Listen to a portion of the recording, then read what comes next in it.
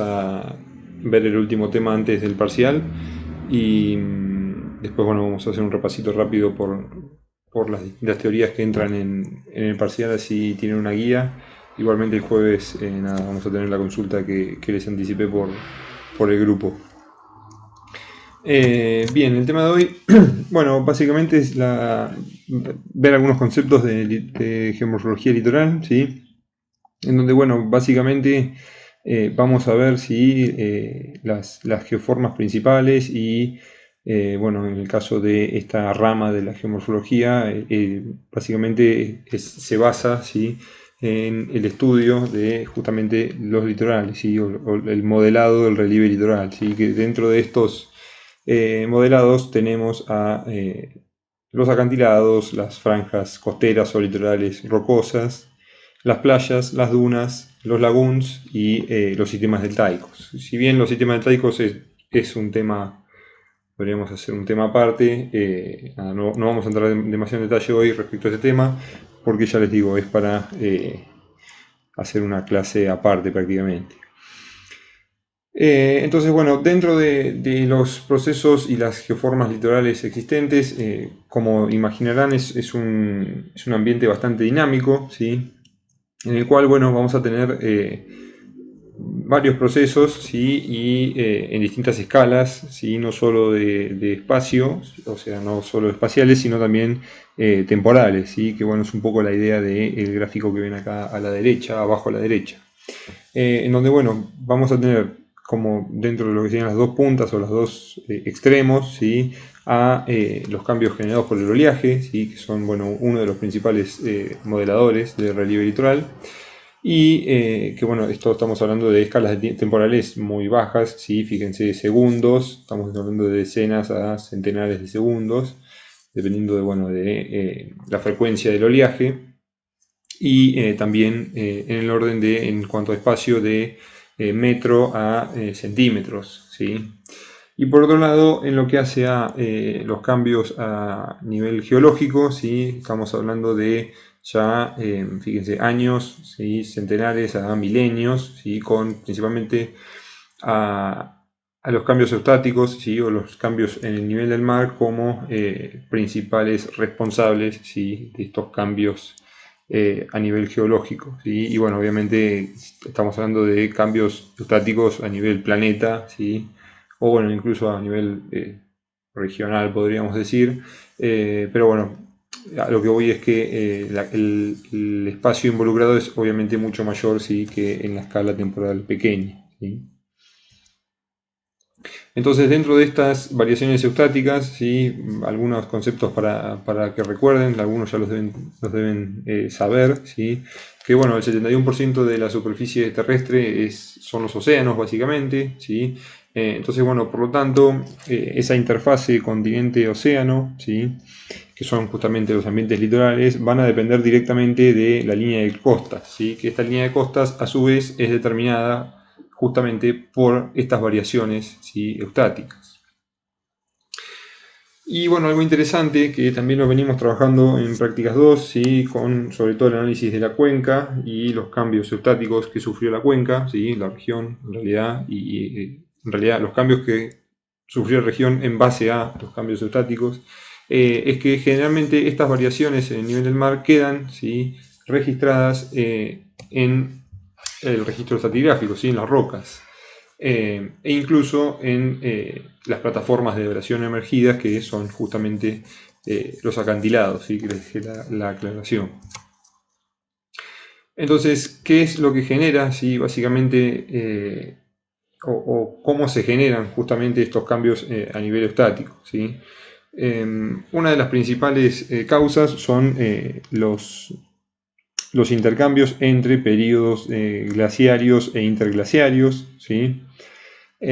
Otro de las causas o de los efectos o procesos que generan cambios estáticos son cambios a nivel tectónico, ¿sí?, en la forma de las cuencas. El mismo relleno sedimentológico o sedimentario de una cuenca hace que el nivel estático termine aumentando, ¿sí? Y bueno, como les decía, ¿sí?, el aporte, ¿sí?, de agua por parte de las deglaciaciones y los derretimientos de los casquetes.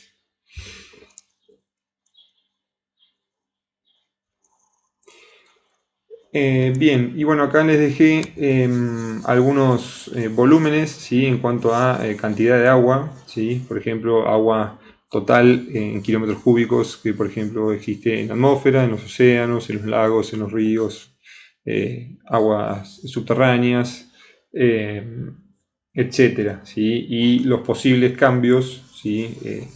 En realidad no posibles cambios, sino a cuánto equivale, ¿sí? En altura de la columna de agua este volumen, ¿sí? Actual, o sea, es la manera en que está distribuida el agua a nivel planeta, ¿sí?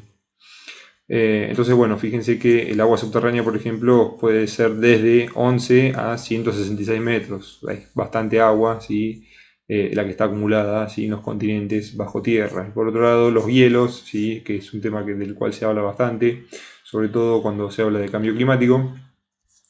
Es que, bueno, puede llegar a aportar, ¿sí? En forma, el agua que está contenida en los hielos puede llegar a aportar, fíjense, bueno, en el caso de Antártida, prácticamente el mayor cambio a nivel eustático, ¿sí? Global provendría de Antártida en caso de que se derritiera, ¿sí? Siempre estamos hablando de hipotético y estamos hablando del volumen total, ¿sí? Del continente. Entonces, en cuanto a los cambios eustáticos, como saben, estamos en un periodo interglaciario, ¿sí? Y bueno, los últimos 6.000, 7.000 años el nivel del mar estuvo estable, ¿sí? Y que bueno, corresponde justamente a una fase de alto nivel, ¿sí? O high stand, o sea, antes, previo a esto, ¿sí? El nivel del mar era bastante más bajo, ¿sí? Ya que estábamos en un periodo glaciario, ¿sí? Y acá les dejé un interrogante en realidad, y bueno, en realidad no es para generar polémica ni nada por el estilo, sino para que se entienda que tanto la dinámica estática como los ambientes litorales son muy dinámicos, ¿sí? Fíjense que bueno, algunos geomorfólogos indican, ¿sí? Un aumento de entre 11 y 77 centímetros para el año 2100, ¿sí? O sea, se espera que naturalmente el nivel del mar aumente, ¿sí? En este rango aproximado. Obviamente, si en el caso del efecto invernadero y el cambio climático, si se sigue aportando, ¿sí? Dentro de la teoría, ¿no? Del cambio climático, si se sigue aportando calor y por ende deshielo, ¿sí? Estos valores naturales se van a ver incrementados. Entonces, como les adelanté al principio, las olas son uno de los grandes factores, ¿sí? O procesos que actúan directamente en la geomorfología costera o litoral, ¿sí? Junto con el viento, las mareas y las corrientes, ¿sí? Las olas específicamente son básicamente ondulaciones que se generan en la superficie del agua por efecto del viento, ¿sí? Generalmente se generan mar adentro, ¿sí? Y bueno, es una onda, ¿sí? Que hacia el fondo va disminuyendo, ¿sí? Y lo que sucede es que cuando la ola llega a la costa, ¿sí? Se encuentra con que la columna de agua disminuye, ¿sí? Entonces, bueno, eso se traduce, ¿sí? En la elevación de justamente del agua por encima de la superficie, y bueno, justamente eso es la ola, ¿sí? Y cuando, bueno, para no complicar demasiado, cuando esa velocidad del agua en la parte superior de la ola supera, ¿sí? A la de la base, la ola rompe, ¿sí? Que es lo que vemos cotidianamente en las costas, ¿sí? Incluso en las costas de los lagos, ¿sí? Obviamente de menor escala, pero también se puede ver. Otro concepto importante es que, bueno, dependiendo en qué parte del planeta nos encontremos, las tormentas tropicales, que son los famosos huracanes en el caso del Atlántico, los tifones en Asia, y los ciclones en lo que sería el Pacífico occidental, bueno, son justamente estas tormentas tropicales, y siempre se generan en cercanías del Ecuador. Otro concepto importante que también afecta a la geomorfología de las playas es la denominada corriente de resaca, ¿sí? El agua que llega a la costa y que es transportada por las olas, ¿sí? En algún momento debe retroceder, ¿sí? Para retroceder justamente se genera esta corriente, ¿sí? O este flujo, que básicamente es todo el agua que llega a la costa se canaliza, ¿sí? Y bueno, se denomina justamente corriente de resaca y termina en mar adentro, ¿sí? Se explica mejor acá en la imagen, ¿sí? Vemos todo el agua que ingresa y bueno, este agua que llega a la línea de costa se canaliza, ¿sí? En justamente esta corriente de resaca, que generalmente es, no sé si a alguien le ha pasado alguna vez, que bueno, muchas veces uno se está bañando en la costa y parece que o el agua misma lo empieza a llevar hacia adentro, y siempre el consejo es nadar hacia el costado, no en contra de la corriente. ¿Sí? Justamente el hecho de nadar hacia el costado nos saca de esta corriente de resaca y nos permite, ¿sí? Salir más fácilmente hacia la costa. Por eso generalmente se aconseja no ir en contra de la corriente, sino hacia el costado. ¿Sí? Bueno, y por otro lado, la acción justamente del oleaje, el frente de resaca o la corriente de resaca, mejor dicho, los vientos, ¿sí? Y el ángulo con el que las olas inciden en la línea de costas, ¿sí? Van a generar un movimiento de sedimento y eso se denomina deriva litoral. Perdón.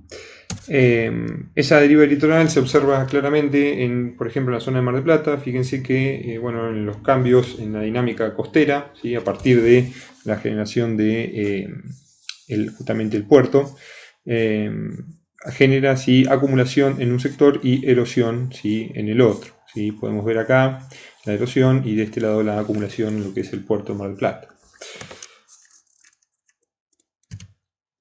Otro concepto importante que también se confunde mucho, ¿sí? Son que los tsunamis o los maremotos no son generados por un efecto climático, ¿sí? Sino por un efecto generalmente tectónico, ¿sí? Ya sea por un terremoto o un deslizamiento en el fondo del mar, ¿sí? Que sea generado por alguna falla, ya sea normal o inversa, ¿sí? Algún aluvión volcánico, etc. ¿Sí? Pero bueno, estos eventos lo que generan son olas con longitudes de onda muy grandes, ¿sí? Y que bueno, en alta mar son prácticamente imperceptibles, pero tienen una velocidad muy alta, ¿sí? Y cuando llegan a poca profundidad, bueno, se traducen, ¿sí? En una altura de ola muy importante, ¿sí? Como ya todos conocemos. En el caso de las corrientes oceánicas, la denominada cinta transportadora o la corriente termoalina, ¿sí? Bueno, las corrientes oceánicas o esta corriente termoalina tiene un gran efecto regulador de temperatura, ¿sí? A nivel global, es muy importante justamente a los efectos de los cambios climáticos globales.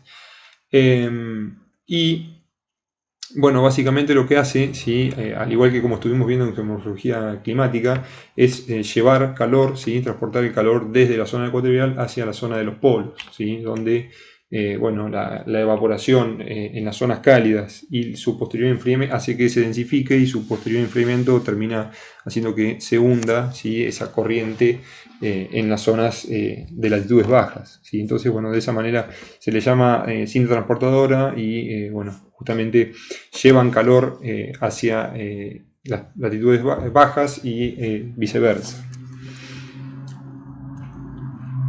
En el caso de las mareas, bueno, esto también lo deben conocer. Las mareas son producidas por el efecto gravitacional principalmente de la Luna, ¿sí? Y el Sol incide, pero en mucha menor medida que la Luna, ¿sí? En casi todas las costas hay ascensos y descensos, ¿sí? En el caso del mar adentro, o sea, en el mar abierto, mejor dicho, los rangos mareales son prácticamente imperceptibles, ¿sí? Mientras que bueno, en algunas costas las mareas pueden alcanzar varios metros, ¿sí? Ahí les dejé un mapita, un planiferio donde se ven, ¿sí? Más o menos los intervalos mareales, ¿sí? Y los rangos justamente de altura, ¿sí? que se miden, ¿sí? Entre la baja y la pleamar. En el caso de las costas acantiladas y las plataformas rocosas, que las nombré hace un ratito, Bueno, básicamente la definición sería una ladera abrupta, ¿sí? Que bueno, limita justamente la costa. Y lo interesante es que 3/4 de las costas del planeta son acantilados, ¿sí? Eh, y obviamente todas esas rocas que constituyen el acantilado, que están expuestas, ¿sí? Obviamente, como vimos en meteorización, sufren, ¿sí? Muchos procesos de meteorización física, química, biológica, ¿sí?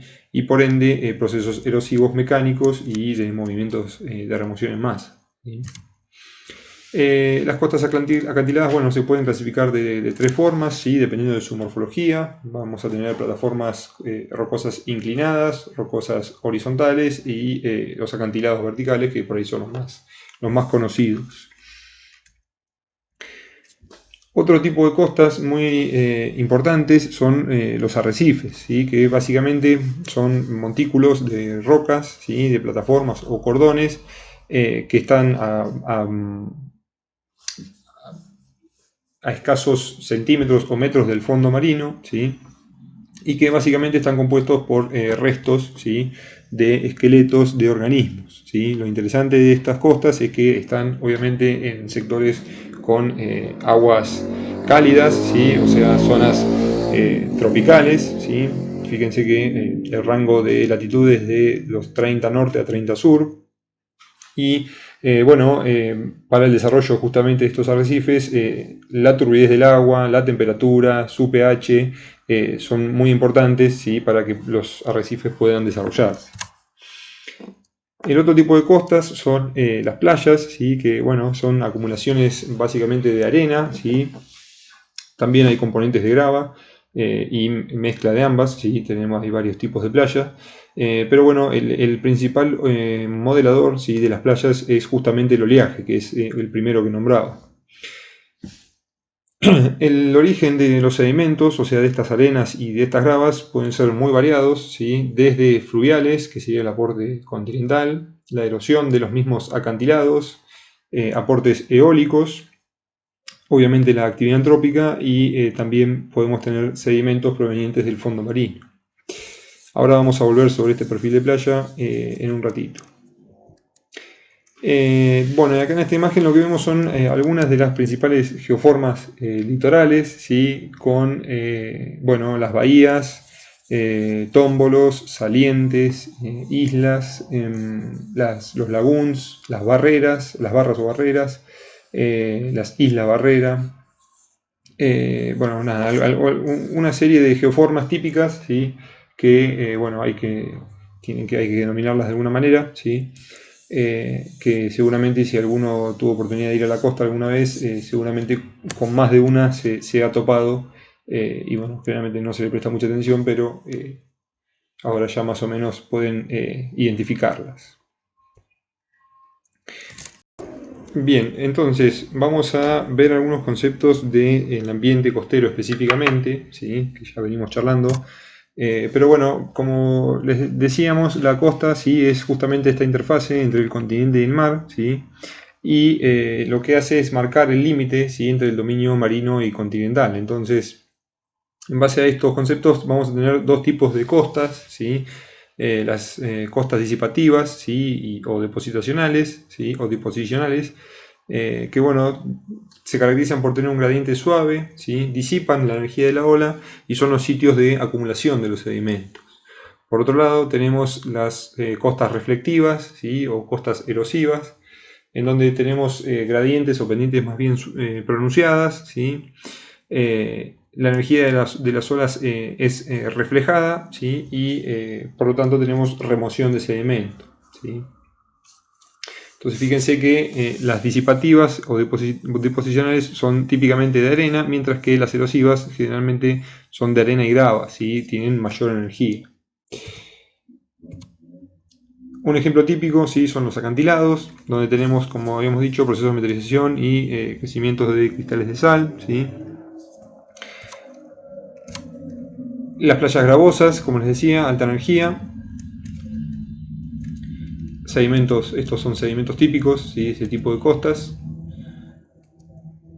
Y las playas deposicionales, ¿sí? Como habíamos dicho, un gran suministro de sedimentos distintas fuentes, ¿sí? Ambientes marinos, ríos, ¿sí? O sea, ambientes continentales y procesos eólicos, ¿sí? Que también depositan sedimento en las costas. En el caso de las playas arenosas, ¿sí? Se caracterizan por ser más largas que anchas, ¿sí? Y lo que se observa específicamente en las playas, como habíamos dicho que eran las zonas afectadas principalmente por olas, es que tenemos una zona de backshore y una zona de foreshore, ¿sí? Una zona supramareal y una zona intermareal o de batida, ¿sí? En la zona supramareal lo que tenemos es depositación, ¿sí? Del sedimento con pendiente hacia el continente, ¿sí? Y en el caso del foreshore o la zona intermareal, los depósitos se generan en capas paralelas, ¿sí? De bajo ángulo y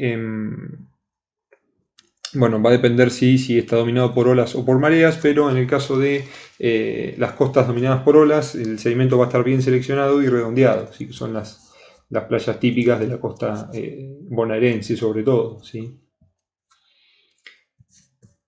En el caso de bueno, las zonas de costa también están lo que se denominan la línea de médanos, ¿sí? O las dunas costeras, que bueno, es la acumulación justamente de sedimento que está disponible, ¿sí? Para ser retrabajado por el viento y depositado ya sea en el médano, ¿sí? O mismo en la playa, ¿sí? Generalmente las crestas están paralelas a la costa, ¿sí? Y bueno, son los típicos médanos también de las costas bonaerenses, que bueno, generalmente se ven en la televisión, ¿sí? Donde nada, se usan para recreación más que nada con vehículos y etcétera, que no es lo correcto, pero bueno, es lo que se hace. No es lo correcto desde un punto de vista eh, geológico, sedimentológico, para evitar la erosión costera, ¿no? Y después tenemos otro tipo de otro concepto, en realidad, otro sector, ¿sí? En lo que son las costas dominadas por olas, que es la planicie costera, ¿sí? Y los strand plains, que son, ahora lo voy a explicar. Pero bueno, las planicies costeras son más bien zonas con muy baja pendiente, ¿sí? Zonas bajas que están adyacentes a la costa, ¿sí? Son ambientes continentales, en donde bueno, podemos tener tanto fragmentos o depósitos continentales como fragmentos bioclásticos de origen marino, ¿sí? O sea, de sedimentos de origen marino. Entonces, bueno, esto tal vez sea la parte de la costa más afectada a los posibles cambios en los niveles estáticos, ¿sí? Las más vulnerables, por decirlo de alguna manera. Y tenemos lo que son los strand plains, que son relictos, ¿sí? De antiguas playas, que bueno, lo que nos muestra son líneas de costas más antiguas, ¿sí? Que bueno, básicamente son depósitos arenosos, ¿sí? Que bueno, como se ve acá en el esquemita, tenemos distintos strand plains, ¿sí? Más antiguos, y bueno, este sería el actual, ¿no? El que está justo en la línea de costa. Acá les dejé un gráfico que está interesante, ¿sí? Que resume un poco las distintas geoformas y los distintos ambientes costeros o litorales, ¿sí? Con, como les decía, los strand plains, que es lo que veíamos recién, ¿sí? Que son relictos de costas más antiguas, ¿sí? Los lagoons, las barras, ¿sí? O bueno, puede ser hacia una isla barrera si fuese un lagún más grande, ¿no? Los estuarios, que pueden ser dominados por mareas o dominados por olas, ¿sí? Los deltas, que les comenté que no íbamos a hablar demasiado, y las planicies de marea, ¿sí? Que tampoco vamos a hablar específicamente sobre este ambiente, ni sobre estuarios tampoco, porque es para hablar también otra clase aparte. Pero bueno, el grafiquito más o menos muestra, ¿sí? No solo los distintos subambientes y geoformas, ¿sí? Sino también, fíjense, los distintos tipos de sedimento, ¿sí? Asociados ya sea a el sector respecto a la línea de costa, o también si estamos en presencia de aumento de la energía de marea o aumento de la energía de oleaje, ¿sí?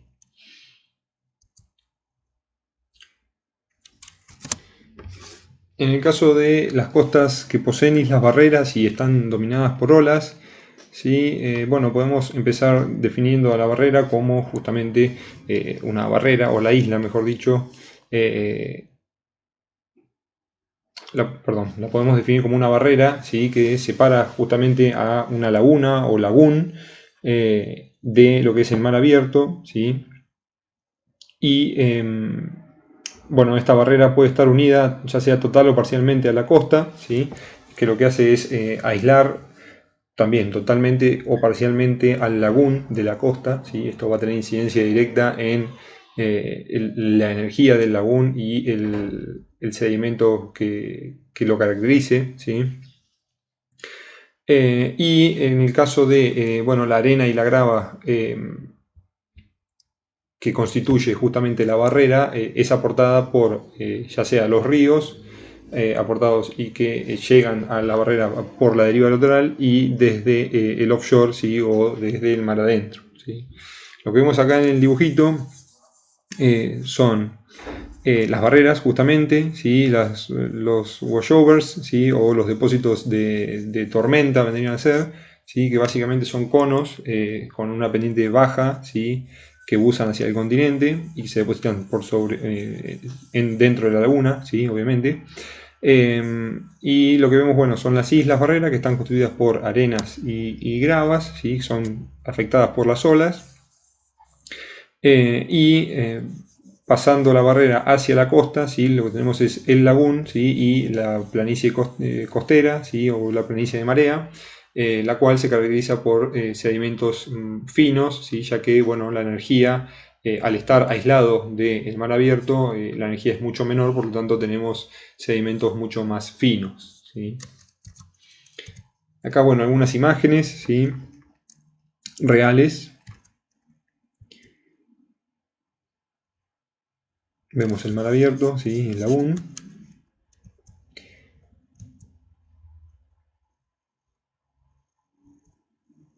Y en el caso de las costas con islas barreras que están dominadas ya sea o influenciadas por olas y por justamente las corrientes de marea, en este caso el agua, ¿sí? Sobre todo en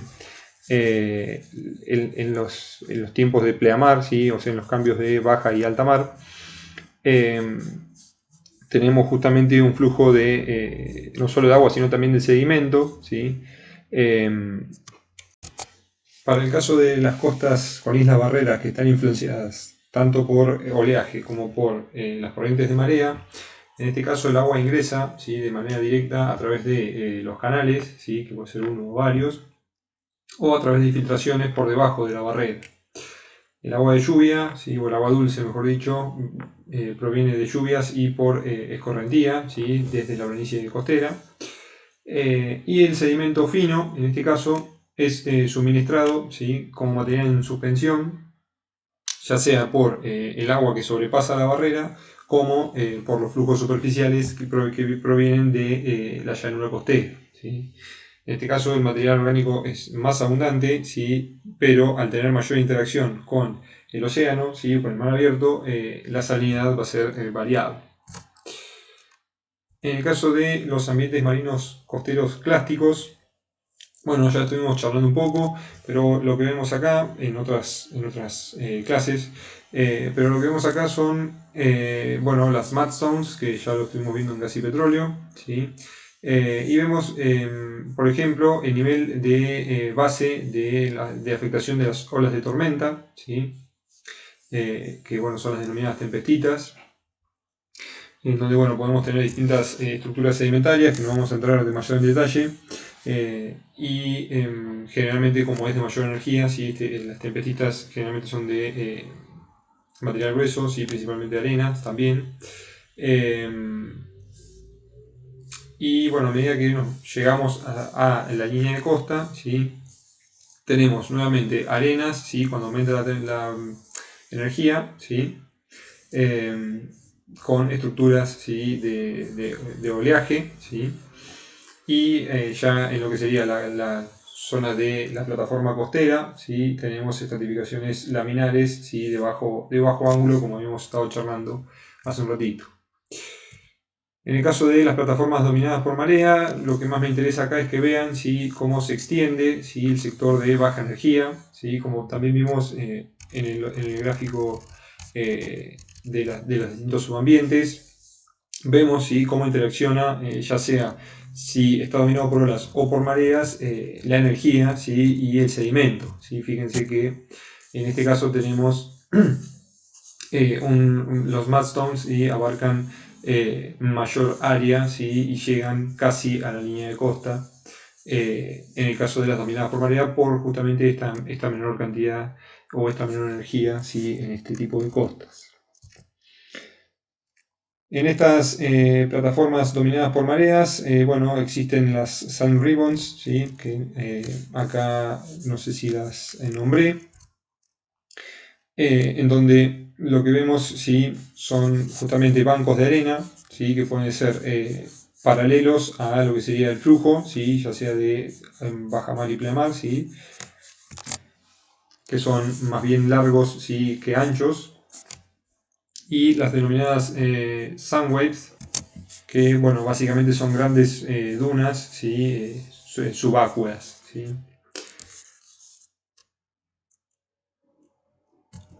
Bien, entonces para cerrar un poco y redondear, vamos a hacer un resumen de lo que son las características de los distintos tipos de costas que estuvimos viendo y del ambiente marino clástico, ¿sí? De las costas clásticas. Entonces, bueno, vemos que los sistemas de playas y barreras, ¿sí? Generalmente poseen areniscas y, bueno, algunos tamaños gravas, ¿sí? O conglomerados más bien maduros, que están bien seleccionados y redondeados. Pueden tener algunos restos de valvas en algunos casos. Y las geometrías son más bien alargadas, ¿sí? Con estratificaciones de bajo ángulo. En el caso de los lagoons, como dijimos, predomina el sedimento de grano fino, ¿sí? Y bueno, pueden tener abundante materia orgánica. En los sistemas de canales, ¿sí? La arena y el fango están bien seleccionados. Y bueno, las bases erosivas tienen también estructuras sedimentarias. Y para terminar, en el caso de los ambientes marinos clásticos, ¿sí? Como ya dijimos, principalmente la litología es arena y fango, ¿sí? La arenisca es cuarzosa, ¿sí? Acuérdense de la litología, de la mineralogía, perdón. Cuanto más madura, más porcentaje de cuarzo tiene, ¿sí? Es el más resistente, ¿sí? De los minerales. Bien seleccionado, ¿sí? Redondeado. Y bueno, los fósiles pueden ser diversos, ¿sí? Ya sean por aportes continentales como marinos. En cuanto al parcial, bueno, recuerden que entra desde remoción en masa, ¿sí? Que es un tema que vimos antes del primer parcial, en donde, bueno, me interesaría que se centren básicamente en este cuadrito, ¿sí? Donde, bueno, ven los tipos de remoción en masa que vimos, ¿sí? Y en base a qué se clasifican, ¿sí? Recuerden el porcentaje de humedad o el contenido de agua, ¿sí? Y si es rápido o lento. Entonces, bueno, vimos ahí, hicimos un resumen, ¿sí? De los distintos tipos con algunos ejemplos.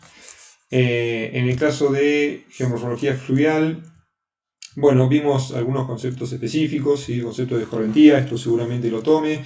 Presten atención a la práctica en este tema, ¿sí? También les puedo llegar a preguntar algo específico sobre esto, ¿sí? El sistema idealizado de Schum, ¿sí?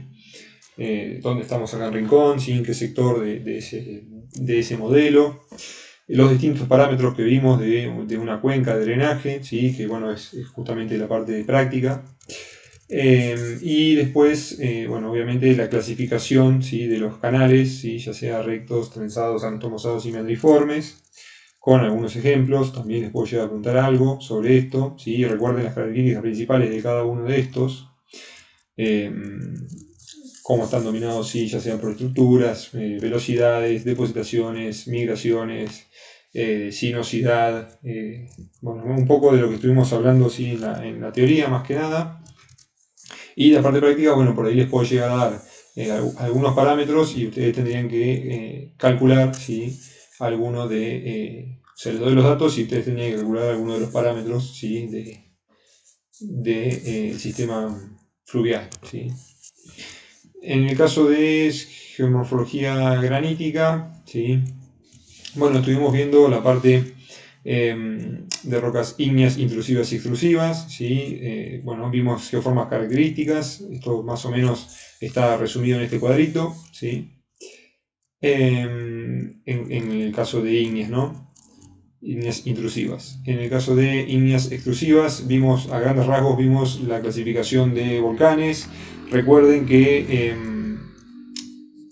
sobre todo acá en esta diapositiva está resumido, de qué dependía si el tipo de erupción, ¿sí? Ya sea suave o violenta, y cuán explosiva era, ¿sí? Eso también los puedo llegar a tomar, el tipo de magma involucrado, ¿sí? En base a el tipo de erupción.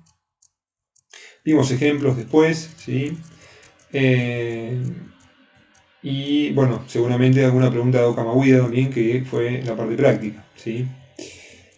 Así que bueno, como les comenté en el grupo y al principio de la clase, el jueves les voy a mandar el link, ¿sí? De la llamada y vamos a tener consulta para el examen, ¿sí? Bueno, recién ahora tengo internet, así que ya lo voy a subir el video. Saludos chicos, suerte.